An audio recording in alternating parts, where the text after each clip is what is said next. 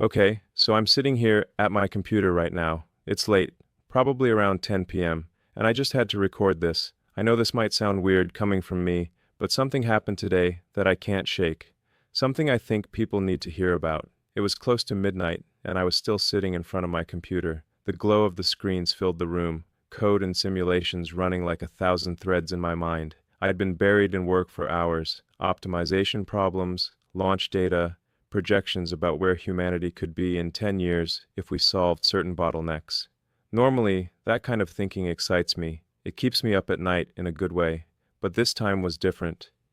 I felt restless, like all the lines of code on the screen weren't leading anywhere that actually mattered. It was as if the algorithms were sharp, but my soul was dull. For a moment, I just stopped. I closed the laptop, leaned back in the chair, and let the silence fill the room. That silence felt heavier than the equations I'd been working on.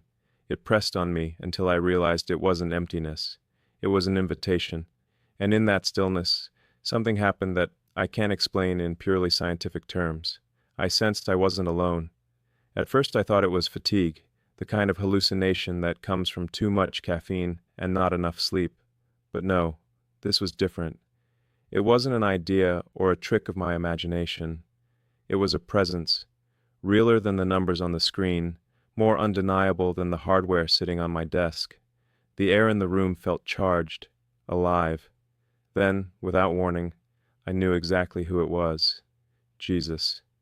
Not a concept, not a distant figure from ancient history, but the living Jesus, standing in the space I thought was mine alone.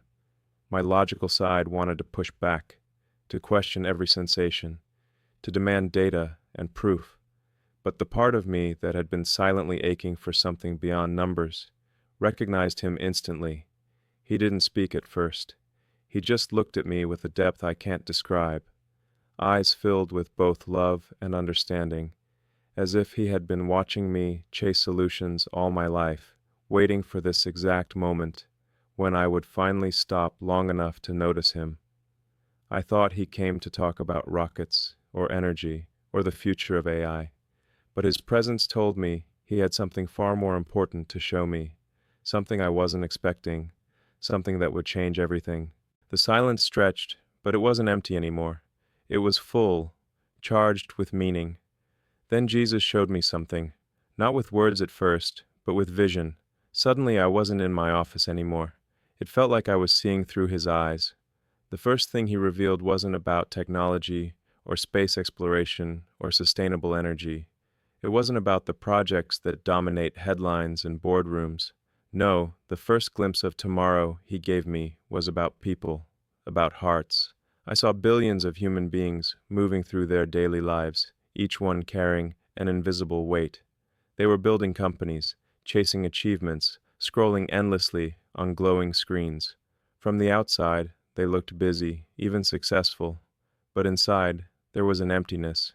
It was as if every soul had a hollow space at its center, a void they were trying desperately to fill with possessions, recognition, or distraction. Some tried to drown it with work, others with entertainment, others with ideology. But no matter how much they filled their calendars or their bank accounts, the void remained. Watching this broke me, because I realized how often I'd done the same thing, pouring my energy into building systems, creating solutions, pushing humanity forward, thinking those things alone could solve the ache inside.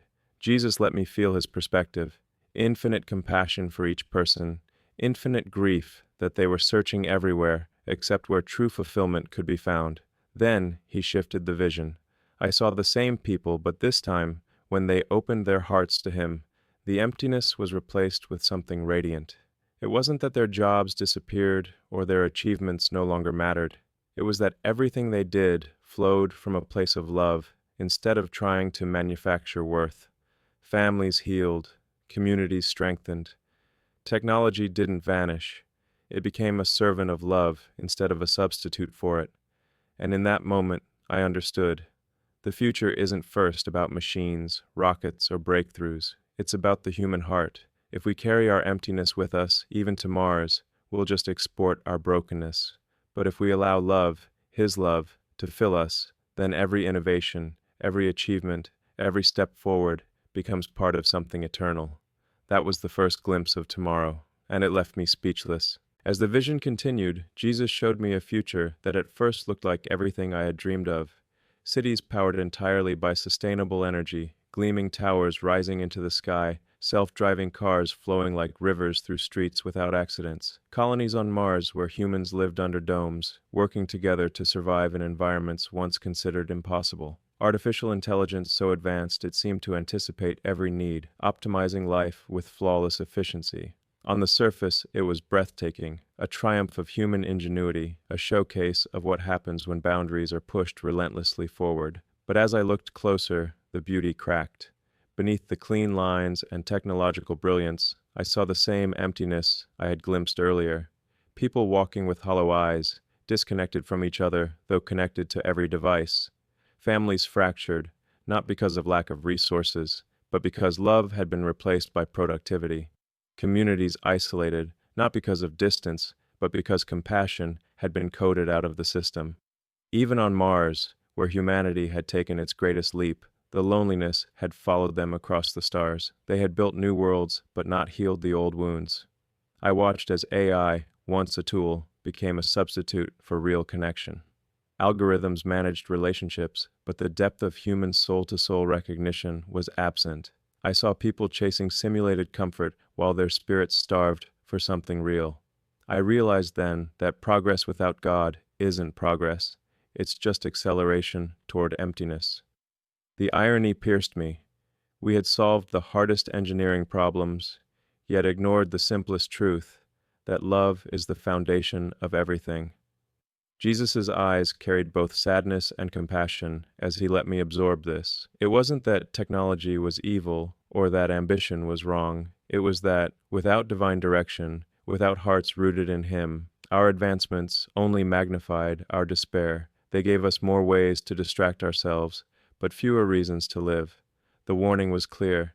A future built on human brilliance alone will always collapse under the weight of human emptiness. We can conquer planets, but if we don't conquer the void inside, all we'll do is spread our brokenness further. Then the vision shifted again, and this time it took my breath away for a completely different reason. I saw the same technologies, the same breakthroughs, the same human achievements, but they looked entirely different because love was at the center. Artificial intelligence wasn't replacing human connection, it was enhancing it. Instead of numbing loneliness, it helped people understand each other more deeply, translating not just words but emotions, bridging divides between cultures and generations. Mars was no longer a lonely outpost of survival, but a celebration of creation itself. The colonies weren't monuments to human pride, but expressions of gratitude, communities marveling at the stars as evidence of God's imagination.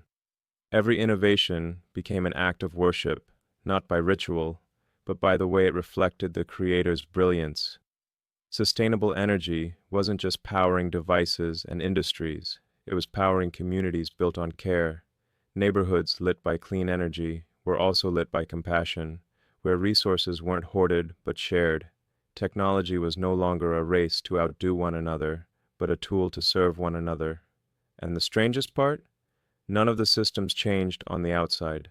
The machines, the rockets, the energy grids, they looked the same as the future without God. But the purpose was transformed, and that purpose changed everything. Tools that once created isolation now fostered connection.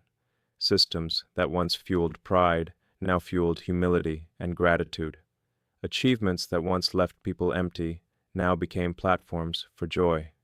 Jesus let me see it so clearly. Technology itself isn't the problem. It's neutral, like clay in the hands of a sculptor.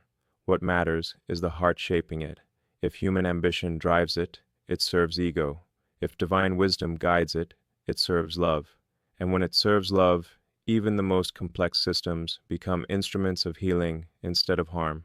I sat there in awe, realizing that the future doesn't hinge on whether we can build the technology. It hinges on why we build it and whom we're building it for. The question isn't just, can we do this? The deeper question is, will it bring people closer to love or further away? That, Jesus showed me, is the choice that will define our destiny. The vision widened, and suddenly it felt as if I was no longer standing in one moment of time. Instead, I was lifted above it, watching human history unfold like a single story stretched out on a timeline. I saw the very beginning, the spark of civilization, small communities gathering around fire, discovering language, shaping tools. Then it moved faster, empires rising and falling, wars leaving scars across generations, discoveries lighting up the darkness like sudden stars. The printing press, the telescope, electricity, the first rocket leaving Earth's atmosphere, it was all there, flashing before me as if I could see the heartbeat of humanity pulsing through the centuries. But here's what shocked me. From God's perspective, none of it was wasted. Every failure, every misstep, every moment of brilliance, it all connected. Wars looked like chaos to us, but from above, I could see how they revealed the fragility of our pride and the desperate need for peace. Discoveries that seemed random became stepping stones, leading humanity closer to connection, to understanding, to possibility. Acts of kindness that went unnoticed in their own time were glowing like beacons, more powerful than the victories of kings or the calculations of scientists. I realized then that human progress wasn't a series of accidents or isolated achievements. It was preparation. Every innovation, every cultural shift, every challenge humanity overcame was building a framework, like scaffolding for something greater to come. From our limited view, history looks fragmented, full of contradictions. But from God's perspective, it was all part of a single design. Even the failures, especially the failures, were not wasted. They became the soil where resilience grew, where compassion was born, where humility began to take root. Watching this, I felt both small and significant at the same time. Small, because my life is just one thread in this vast story. Significant, because even one thread matters to the tapestry. Jesus didn't show me history to overwhelm me, but to remind me that nothing is random. The breakthroughs of the past weren't just about survival or progress. They were laying the groundwork for a future where humanity would finally understand what we were created for. Every invention, every sacrifice, every lesson, preparing us for something far greater than we imagined. Then the vision shifted again, and this time it focused on something that has always disturbed me, our constant division. I saw the fractures of humanity spread across the world, nations arguing, families splitting, communities polarized over politics, ideology, identity. At first it looked like failure, like the end of progress. But then I understood what Jesus was showing me. These conflicts weren't random chaos. They were stress tests. Just like in engineering, when you build a new system, you don't assume it will work perfectly on the first try. You apply pressure, you push it to its breaking point, and you watch where the weak spots appear. Those stress tests don't exist to destroy the system. They exist to reveal what needs to be strengthened. That's what our divisions are doing to humanity. They're exposing the places where our values are fragile, where our love is conditional, where our unity is shallow. The shouting, the anger, the fear, they aren't pleasant, but they're diagnostic. They reveal what can't survive the future and what desperately needs transformation. I saw this so vividly. Leaders clashing, societies tearing themselves apart over differences, yet in God's perspective, it was not pointless. It was a process. The fractures weren't permanent, they were opportunities. Opportunities for humility, for reconciliation, for learning how to build something stronger than what broke. And I realized something that unsettled me. The divisions aren't slowing us down by accident, they're preparing us. Just as metals are tested by fire to prove their strength, humanity is being tested by division to prove its readiness for what's coming. Jesus wasn't showing me this to minimize the pain. He grieved over it. Every argument that left scars, every injustice that tore people apart, it hurt his heart more deeply than I could imagine. But he wanted me to see beyond the surface, to understand that even the chaos has a purpose. We are not abandoned in the division. We are being refined by it. The challenge is whether we will recognize the test for what it is. Will we let division harden us into bitterness, or will we allow it to teach us the deeper strength of love? That choice, he showed me, is ours.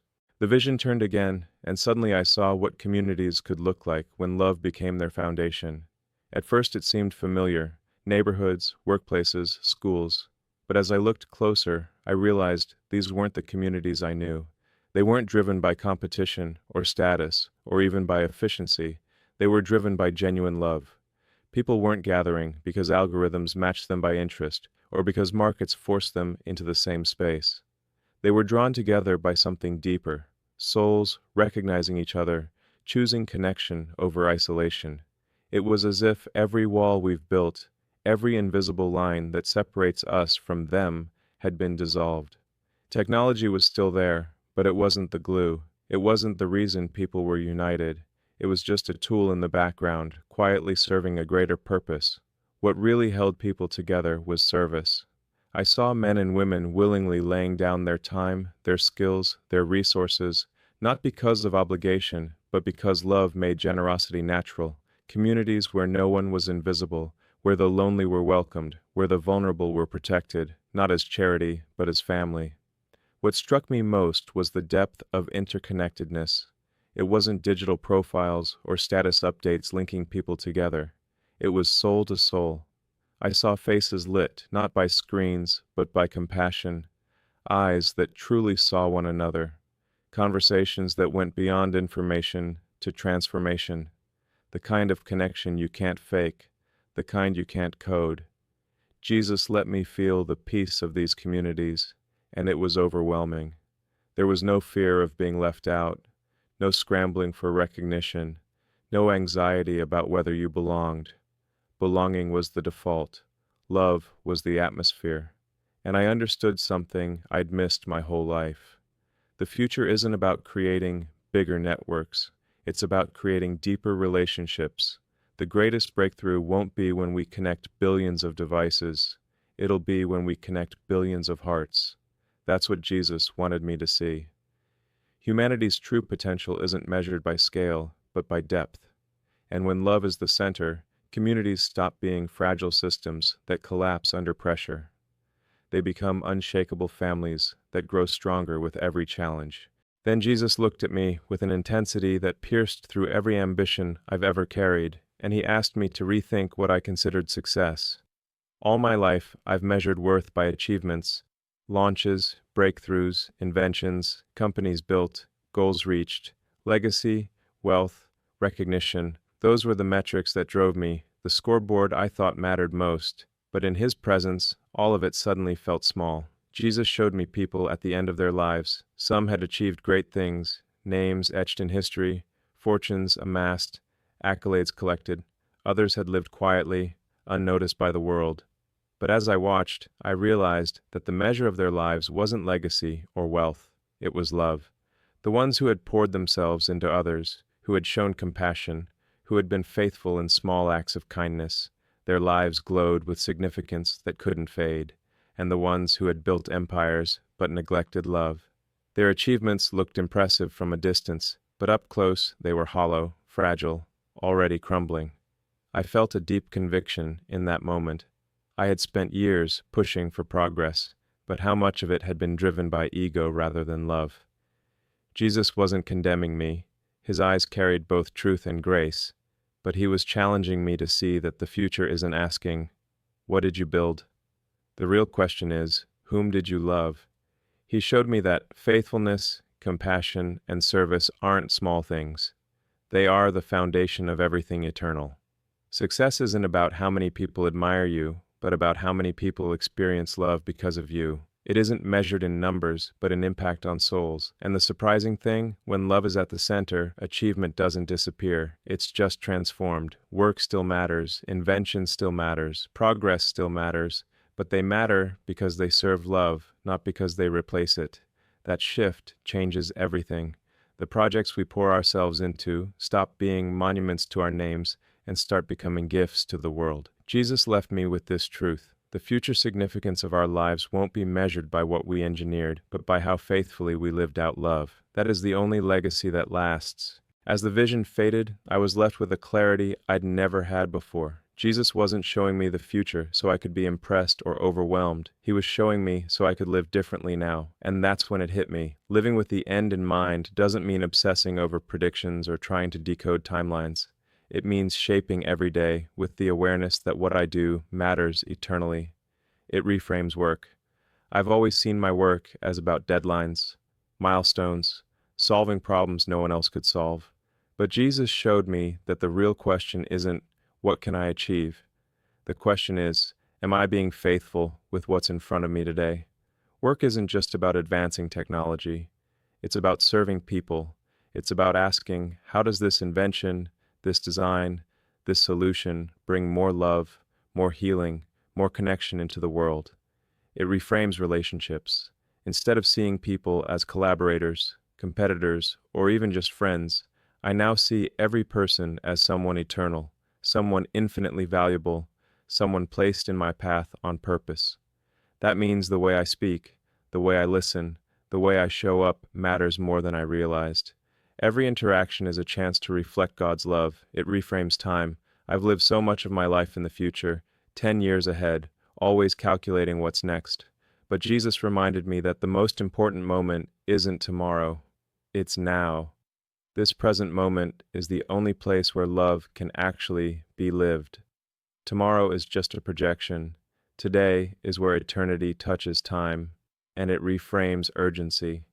For years, urgency for me meant rushing, working harder, faster, longer. But this urgency is different. It isn't fueled by fear of running out of time. It's fueled by love. It's the urgency of not wasting the moments I've been given, the urgency to forgive, to reconcile, to encourage, to build with purpose. Preparation doesn't mean panic. It means aligning every part of my life, my work, my dreams, my relationships, with God's unfolding plan.